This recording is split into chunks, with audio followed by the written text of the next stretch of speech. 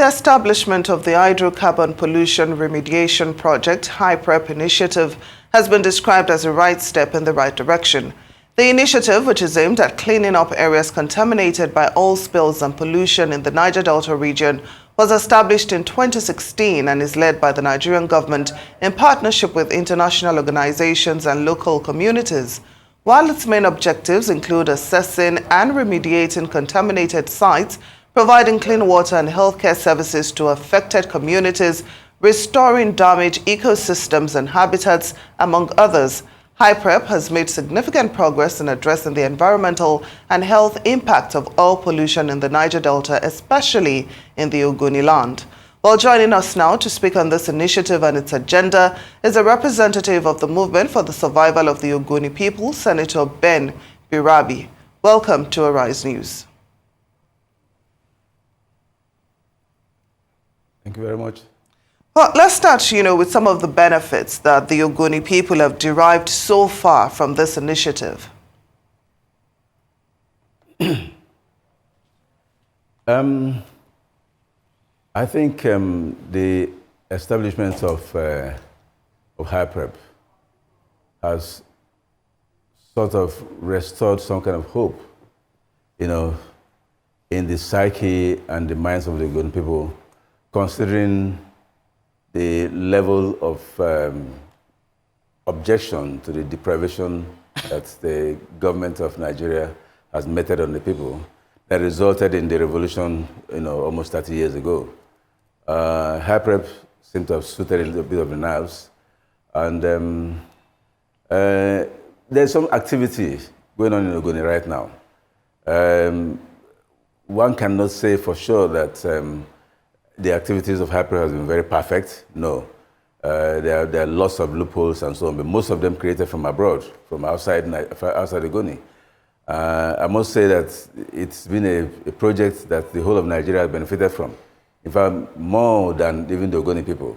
When you talk about contracts and so on, if there are 100 contracts, maybe 80% of them go to non-Ogonis.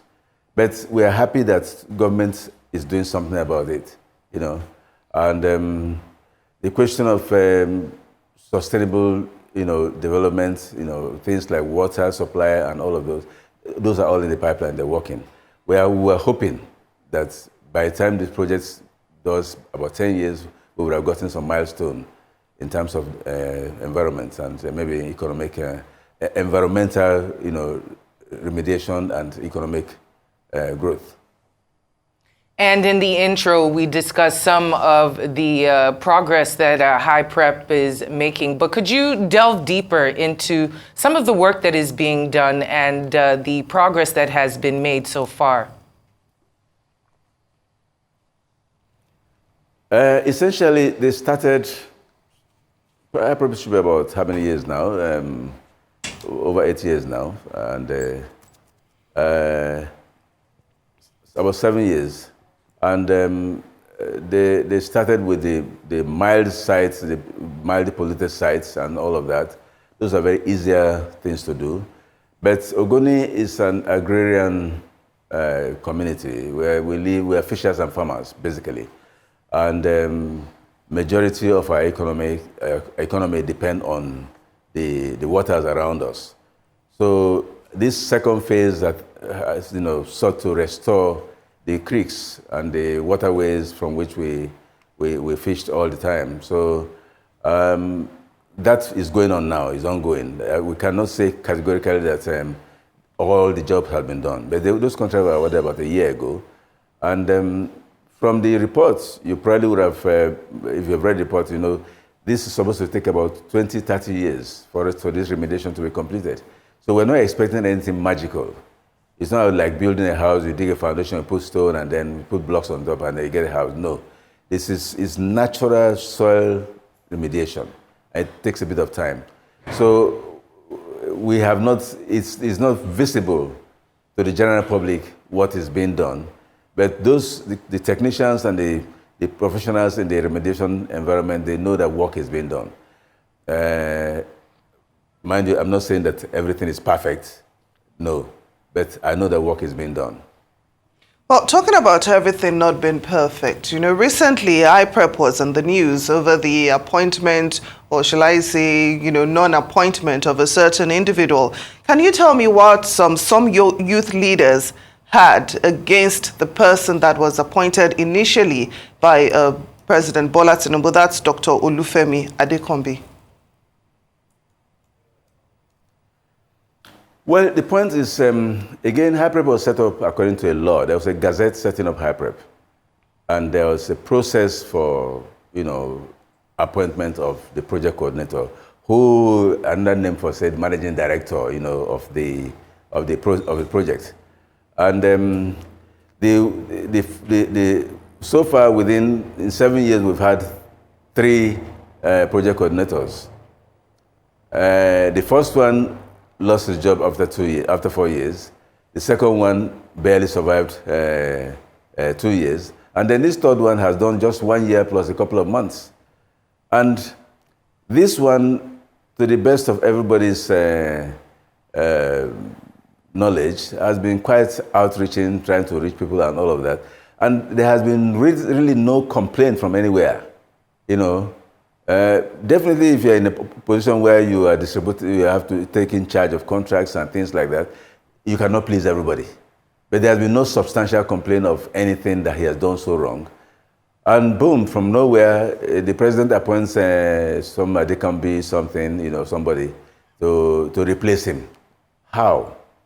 Everyone was taken aback, because to start with anyway, the HYPREP, the funding of HYPREP was predicated on monies donated or set aside by the international oil companies, for the remediation of the land.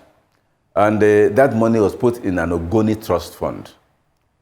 So we have the basic funding in an Ogoni trust fund, and then we don't have any reason, or we haven't had any reason to say we cannot manage this place. And then you go and bring somebody from wherever to take over the management of Ogoni Trust Fund. Does it mean that we couldn't find anybody from Ogoni?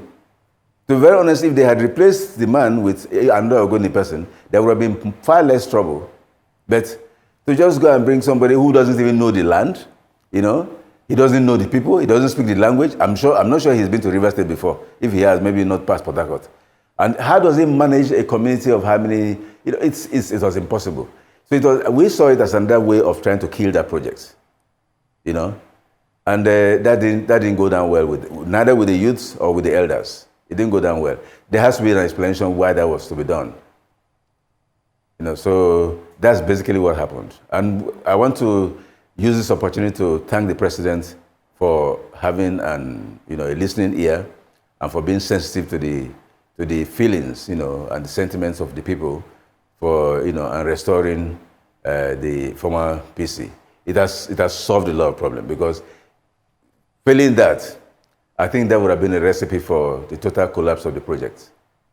And that would indeed be a tragedy for that to have happened. So we're glad that some restitution was come about. Now, in order to reduce hydrocarbon pollution, Exactly. The polluted soil, the groundwater contamination, all of these are the ground issues that have even created the establishment of HYPREP. How is that being worked on in order to be reduced, resolved, in order to preserve more of Ogoni land?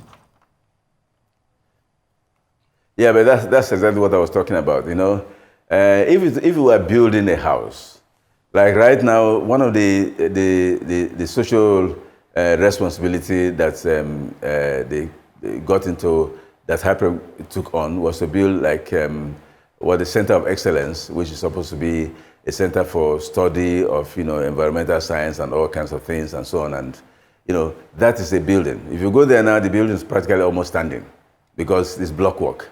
But when you're talking about natural remediation of groundwater and soil and all of that, nobody sees that. It's a chemical mixture, you put the chemical and all that kind of thing and so on. So it's going to take time for people to understand. All that happens that I think that with time, people are going to be able to see the result of what's going on. But It's not an automatic thing that every all and sundry can just see and notice that this soil was contaminated yesterday. Okay, the soil is now good for whatever. No, it's not going to come that way. So we have to be patient and see what's going on. The Ministry of Environment has been very consistent on trying to get this project done, and the current minister too. I want to thank him too for the role he played, in trying to resolve this crisis that nearly sparked up. He understood that this was not going to work, and he made the effort. I think he actually got to the president to change his mind about this. So we also use this opportunity to thank the minister for being that responsible and that responsive to us. Now, Senator, while HYPREP is working on its cleanup project, we know that oil spills, and other environmental hazards are still taking place in the Niger Delta. How is this affecting the project that is ongoing? How can it be tackled so that we, prevent environmental degradation and also protect the health of the people of the region? Yeah, I think that's a challenge that has not been addressed, because HYPREP was set up, as some kind of a pilot for the remediation of the entire Niger Delta, and the success of remediation in Ogoni will actually determine, to a large extent, the success of the general remediation in Niger Delta. But what's happened now is that there's been so much focus on expenditure, on contracts, and on spending whatever money there is. Nobody is now looking at the areas, that needs to be further surveyed and estimated for future reference. The entire Niger Delta needs remediation.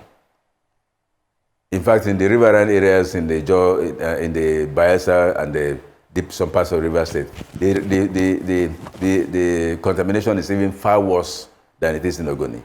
So there's a lot of work to be done. But right now, so much concentration is on who can take what and who is in charge of what.